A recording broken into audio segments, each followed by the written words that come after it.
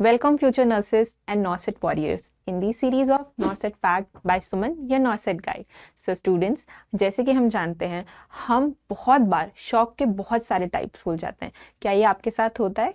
तो आपके लिए एक वेरी इजी मेथड आपके लिए है जिसमें हम शॉक के बहुत सारे टाइप्स को बहुत आसानी से सीख लेंगे with the help of your hands.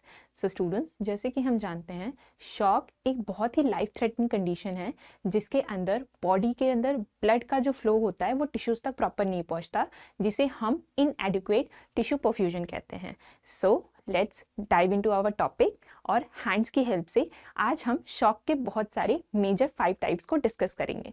तो फर्स्ट आता है हमारा H, जो स्टैंड होता है हाइपोवॉल्यूमिक शॉक. हाइपोवॉल्यूमिक शॉक एक ऐसी कंडीशन होती है जिसके अंदर सीवियर ब्लड लॉस और सीवियर फ्लूइड का लॉस हो जाता है बॉडी से, जिसकी वजह से बॉडी के अंदर मेजर साइन एंड सिम्टम्स दिखेंगे.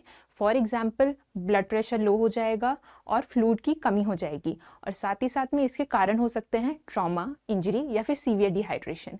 सेकंड की बात करें जो आता है A, that is anaphylactic shock. Anaphylactic shock एक ऐसी कंडीशन होती है जिसके अंदर बॉडी के अंदर सीवियर एलर्जिक रिएक्शन होगा, जिसके वजह से स्वेलिंग, हाइव्स, रैशेस और रेस्पिरेटरी ब्लॉकेज देखने को मिल सकता है. So let's move to third, that is N, neurogenic shock.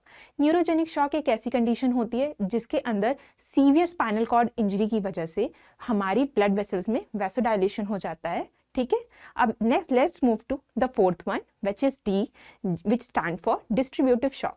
Distributive shock एक ऐसी कंडीशन होती है जब हमारी बॉडी किसी इन्फेक्शन के कांटेक्ट में आती है और उसकी वजह से हमारी बॉडी के अंदर ब्लड वेसल में vasodilation as well as multiple organ failure देखने को मिलता है. इस कंडीशन को डिस्ट्रीब्यूटिव शॉक कहते हैं. Let's move to fifth one, that is septic shock.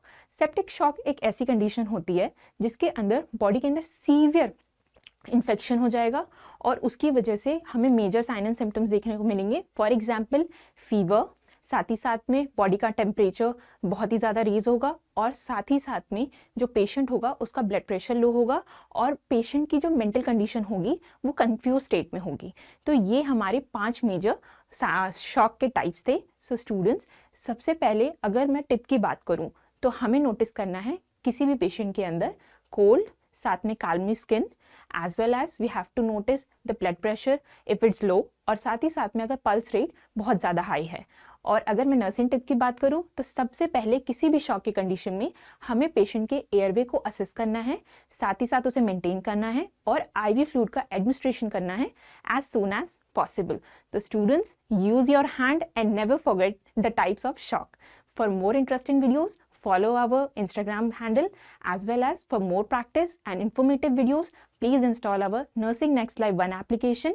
और साथ ही साथ में ऐसी बहुत सारी इंटरेस्टिंग वीडियो को देखने के लिए आप हमारे YouTube चैनल को भी सब्सक्राइब कर सकते हैं, that is Nursing Next Live 1. And stay tuned and stay happy. Thank you so much. Bye.